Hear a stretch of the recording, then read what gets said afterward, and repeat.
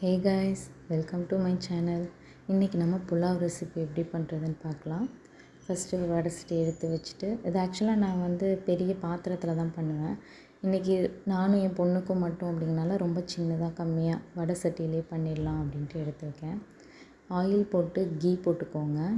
அப்புறம் பே லீஃபு, அப்புறம் பட்டை, கிராம்பு, ஏலக்காய் இதை மட்டும் போட்டுட்டு கொஞ்சம் நேரம் அதை ஃப்ரை ஆக விடுங்க.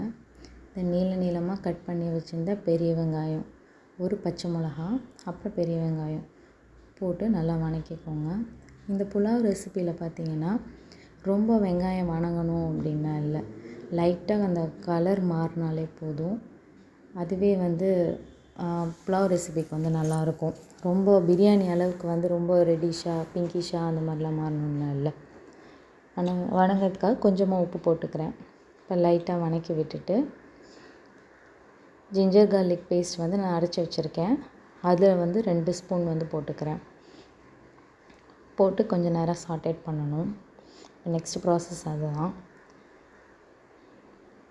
ஜிஞ்சர் கார்லிக் பேஸ்ட்டு ஒரு 1.5 ஸ்பூன் போட்டு கொஞ்சம் நேரம் அதோடய பச்சை வாசம் போகிற வரைக்கும் வதக்கிக்கோங்க.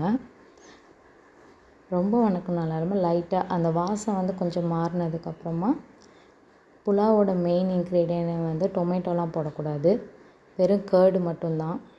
கர்டு நான் ஒரு 2 ஸ்பூன் போட்டிருக்கேன்.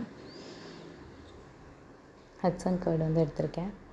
இதில் ஒரு 2 ஸ்பூன் போட்டு நல்லா வதக்கி விட்டுறேன். இப்போ கர்டில் அந்த தண்ணி வரும்ல, அதெல்லாம் ஃபுல்லாகவே அந்த ஆயிலில் போயிடணும். அந்தளவுக்கு நல்லா வதக்கி விட்டுக்கோங்க. அந்த தண்ணியெல்லாம் அந்த இடத்துல பிரியிறது உங்களுக்கு தெரியும். அதெல்லாம் கொஞ்சம் ட்ரை ஆனதுக்கப்புறம் புதினாவும் கொத்தமல்லியும் சாப் பண்ணி வச்சுருந்தேன், அதை போட்டுக்கலாம். இன்றைக்கி நான் பண்ணுற புலாவ் க்ரீன் பீஸ் புலாவ். இது ஃப்ரோசன் இல்லை, ஃப்ரெஷ்ஷாகவே இருக்கும்ல, அது வாங்கி பண்ணது. நல்லா வதக்கி விட்டுட்டு இப்போ நான் தேங்காய் பால் சாதத்துக்கு அரை மூடி தேங்காய் எடுத்திருந்தேன். அந்த தேங்காய் பால் ஒரு 2 உலக்கு நான் ஊற்றிக்கிறேன். நான் அரிசி 1 உலக்கு எடுத்திருந்தேன், அதனால் 2 உலக்கு தேங்காய் பால் ப்ளஸ் வாட்டர், கொஞ்சமாக வாட்டர், மேக்ஸிமம் தேங்காய் பால் தான் இருக்கும், ஊற்றிட்டு நல்லா இந்த மாதிரி பாயில் வந்ததுக்கப்புறமா ரைஸ் நம்ம போட்டுக்கிறோம். இன்றைக்கி பாஸ்மதி ரைஸ் எடுத்திருந்தேன், அதை போட்டு நல்லா மிக்ஸ் பண்ணிக்கணும். இப்போ கொஞ்சம் நேரம் அது இதிலே வேகட்டும். இது நல்லா வெந்ததுக்கப்புறம் நம்ம தம்மு தான் பண்ண போகிறோம். நான் எப்போவுமே பாஸ்மதி ரைஸு, ஜீரக சம்பா அந்த மாதிரி வந்தால் குக்கரில் வச்சு ரிஸ்க் எடுக்க மாட்டேன், அது எனக்கு குழஞ்சிரும். அதனால் நான் தம் வைக்கிறதுக்காக இப்போ அரிசியும் அந்த வாட்டரும் ஓரளவுக்கு சேமாக வந்ததுக்கப்புறமா நான் அந்த இன்னொரு அடுப்பில் தம் வைக்கிறதுக்காக இது வச்சுருக்கேன், அதில் தம் வச்சுட்டேன். இப்போது இதுக்கு சைடிஷ்ஷாக நான் பேபி பொட்டேட்டோ ஃப்ரை பண்ணலாம் அப்படின்னு சொல்லிட்டு பேபி பொட்டேட்டோ ஆல்ரெடி பாயில் பண்ணி வச்சுட்டேன். ஒரு பேனில் கடுகு, உளுந்து, கொஞ்சம் கறி லீஃப் போட்டு பூண்டு இருக்குது தெரியுமா, அதை நல்லா இடிச்சிட்டு அதையும் கொஞ்சம் போட்டுக்கோங்க. பொட்டேட்டோவுக்கு நம்ம பூண்டு போட்டு செஞ்சோம் அப்படின்னா ரொம்ப நல்லாயிருக்கும்.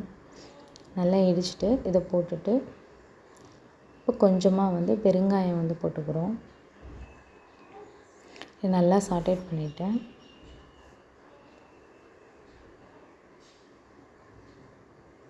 இதிலே நம்ம மஞ்சத்தூள், கொஞ்சமாக சாம்பார் தூள், ரொம்ப கொஞ்சமாக உப்பு, ஏன்னா நான் பாயில் பண்ணும்போதே கொஞ்சம் உப்பு போட்டேன், அதனால் ரொம்ப கொஞ்சமாக தான் நான் இதில் உப்பு போடுறேன்.